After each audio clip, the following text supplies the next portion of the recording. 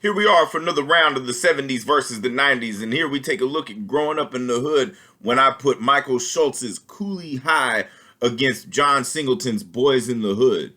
And this one was a really tough one to decide because both of these movies are very good in their own right. The acting's on point, and there's really nothing to like nitpick technical wise. So let's just dive right on in to Michael Schultz's Cooley High. The film itself centers around a group of young black teens in 1964 Chicago. And Glenn Turman, who is an exceptional actor, of course, most notable from like JD's Revenge. He really like shines as Preach. He's kind of like the ain't shit dude. Trying to like just hustle around. Maybe get laid here and there, but also he's a lot deeper than that. Dude writes poetry and shit. He really digs poetry and stuff, and he also has aspirations of being a screenwriter in Hollywood. And then also his good friend Cochise, played by Lawrence Hilton Jacobs. He's got to get a scholarship to play basketball in college, where like most of these cats, they go to a vocational high school. So really the whole intention is like, basically just going to be pushed through this high school so they can just get a job and, work in a factory, as one of the characters, Pooter, ends up doing, as told by the end titles at the end. But there's a real basic formula to these coming of age movies, and a lot of times Cooley High feels like the Black American Graffiti, and honestly a lot more entertaining than American Graffiti, and the music is way fucking better. Of course, being 1964, Motown's ruling the charts, and the whole soundtrack is just a bevy of Motown hits, and they're used very well in the film. I'm a sucker for any time like music is used good in a film, and especially these nostalgia filled like films and stuff. They really like are only as good as the music they put in there and stuff. And it's like, of course you're gonna get music of the times, but if you get music of the times that fits what the story is going through, then that's really fucking great. And of course there's a lot of fun in this movie. There's, for all the bleakness that's in the movie, we definitely see the kind of poverty that these guys live in, and the family shit going on. And but they also have get cut in class to go to the zoo, and getting chased by the cops and eluding them, in like a fucking in a warehouse chase that kind of predates the mall chase in Blues Brothers. And then they end up wrecking the fucking thing, and then have run off from that. But that's where the trouble starts, though, because they also have like a really like caring teacher, played by Garrett Morris. He looks at fucking Preach as somebody that, you really bright kids, you can have something, you don't want to waste it type shit. And in trying to help them, because, they get into some shit with a couple of friends of theirs, because these cats had stolen a car, and then they were riding in the car with them and getting in all kinds of other shit. And, the teacher vouches for them, but then that's, misconstrued as like, oh, well, these motherfuckers snitched on us. And then now they got the label of snitch attached to them, so they're chasing after Preach. Preach gets away, but then, unfortunately, Cochise doesn't. They get him, and they beat the fuck out of him, ends up hitting his head on one of these damn, metal pillars and shit, and ends up dying. So like the only motherfucker that like truly had a bright future no longer has a future anymore. And honestly, that ending scene where Preach, like he doesn't attend the funeral per se. He's in the bushes. He doesn't want to be in the grand mix. This was his main homie. Like he had shit he had to say, and he didn't want other people to hear it or see it. And he writes him a poem and shit, and then buries it with him. It's just a real like it just goes to show you like how great of an actor that Glenn Turman was. And even Lawrence Hilton Jacobs was pretty great. What's crazy about the actors in this film, they feel more natural than anything else. Almost oftentimes it doesn't even really feel like a movie. It feels like you're there. And then we kind of jump forward to John Singleton's Boys in the Hood. John Singleton wrote and directed this film. Of course, John Singleton, one of the greatest writers and directors of all time. Rest in peace. He really, honestly could even be considered like the Tennessee Williams of the hood.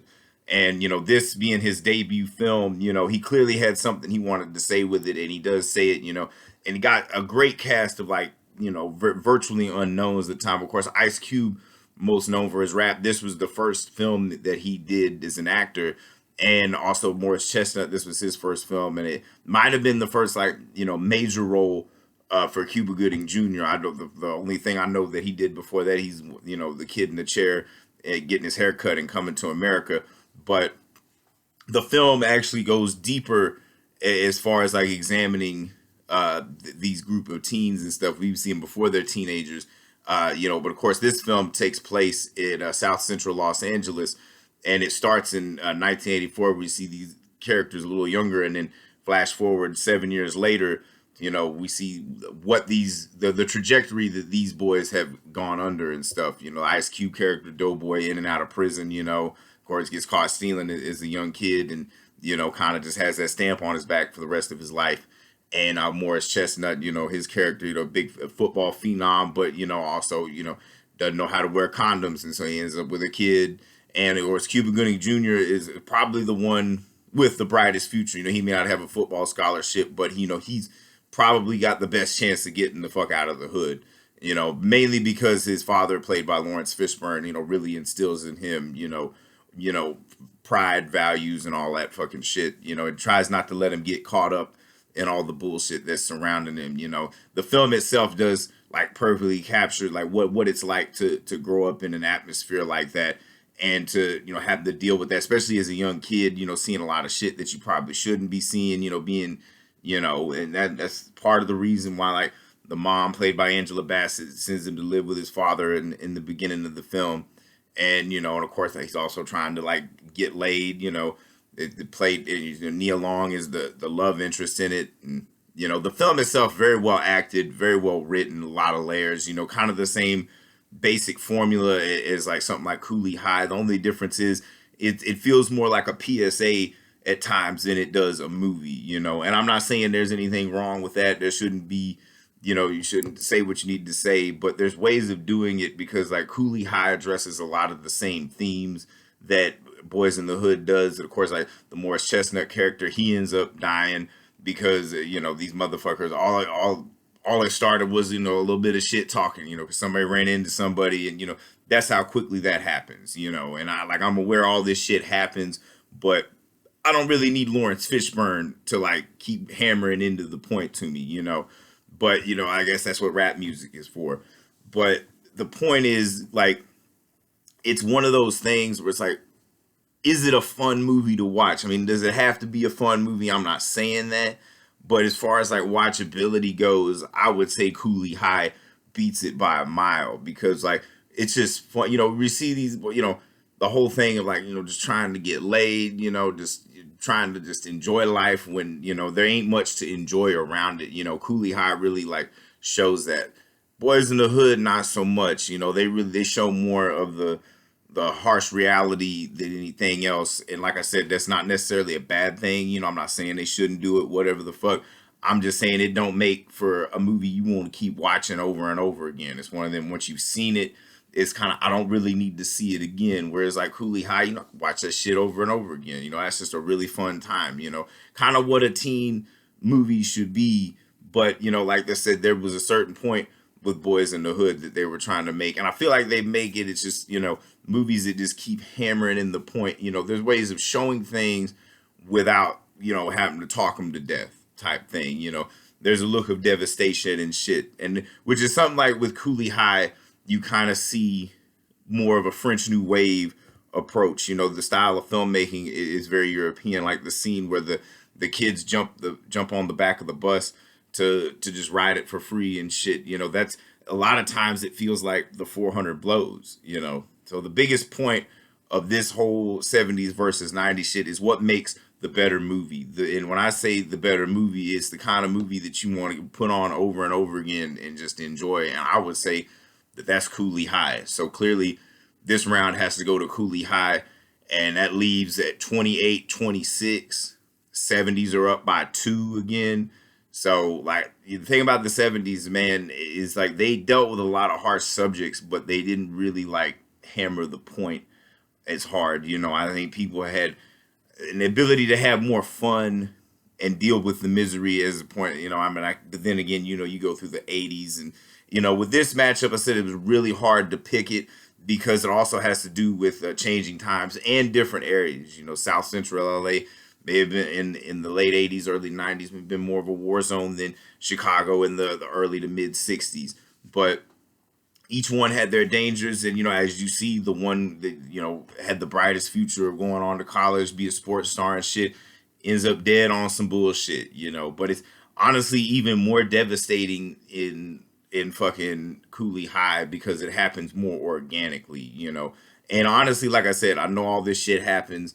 You know, it's not nothing constructed Hollywood bullshit. You know, neither one of these movies actually. You know, of course, Cooley High made for AIP. I mean, they both take everything's Hollywood, but there's movies that are not Hollywood that are made in Hollywood, if that makes any fucking sense. But if I've said anything that you disagree with or anything that's wrong, feel free to eviscerate me in the comments. Like I said, this is a rough draft to a doctoral thesis. This is some opinions of some asshole that doesn't really know shit from Shinola.